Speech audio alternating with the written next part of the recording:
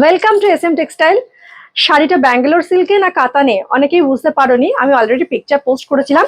তো সবাইকে বলেছিলাম যে এটা ব্যাঙ্গালোর সিল্কের ওপর যাচ্ছে এই রেড হোয়াইট সিরিজটা, কিন্তু অনেকে বুঝতে পারোনি যে এটা কাতানের মতো হবে কিনা টেক্সচারটা। তাই আজকে তোমাদেরকে একদম দেখিয়ে দিলাম এটা কিন্তু ব্যাঙ্গালোর সিল্কের ওপরই রয়েছে। অসাধারণ এই রেড হোয়াইটটা, একদম অঞ্জলি দাও অথবা দুর্গাপুজো অষ্টমী অথবা নবমীর দিনকে পরো, দুর্দান্ত দেখতে। সব থেকে ফ্যান্টাস্টিক পোর্শনটা হচ্ছে এর আঁচলটা, এরকম একটা সুন্দর ডিজাইনের আঁচল যদিও আমি দেখাবো, তাও আমি আমার শাড়িটা থেকেই দেখিয়ে দিলাম।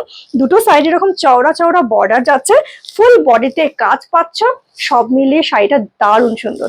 যদি ভালো লাগে 1550-এর এই শাড়িটা কিন্তু তাড়াতাড়ি বুকিং করতে হবে। স্টক কিন্তু যেহেতু আমি পিকচার পোস্ট করেছিলাম অলরেডি, কিন্তু ম্যাক্সিমাম স্টক কিন্তু বেরিয়ে গেছে।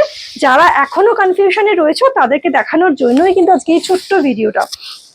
দেখো, এই যাবে হচ্ছে পুরো শাড়ির সিরিজটা, জাস্ট দেখো ফ্যান্টাস্টিক। পুরো শাড়িটা যাবে হচ্ছে দুটো সাইড এরকম চওড়া সুন্দর সুন্দর বর্ডার, দারুণ সুন্দর কিন্তু যাচ্ছে ব্যাঙ্গালোর সিল্ক ম্যাটেরিয়াল।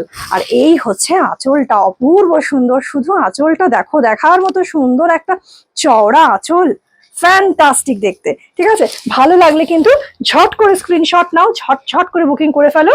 এই যাবে হচ্ছে শাড়ির পুরো আঁচল পোর্শন। ব্লাউজ পিসটাও কিন্তু পুরো ভরা কাজে ব্লাউজ পিস পাচ্ছ। এই হচ্ছে ব্লাউজ পিস পোর্শনটা, দেখো এই হচ্ছে ব্লাউজ পিসের বর্ডার সেকশনটা। আর পুরো বডিতে দেখো এইভাবেই কিন্তু কাজটা পাচ্ছ, সেম টু সেম কিন্তু বর্ডার দেখো চওড়া চওড়াই কিন্তু দুটো সাইডের বর্ডার। যদি ভালো লেগে থাকে একদম কিন্তু লেট করা যাবে না এই অপূর্ব সুন্দর ব্যাঙ্গালোর সিল্কটা বুকিং করার জন্য।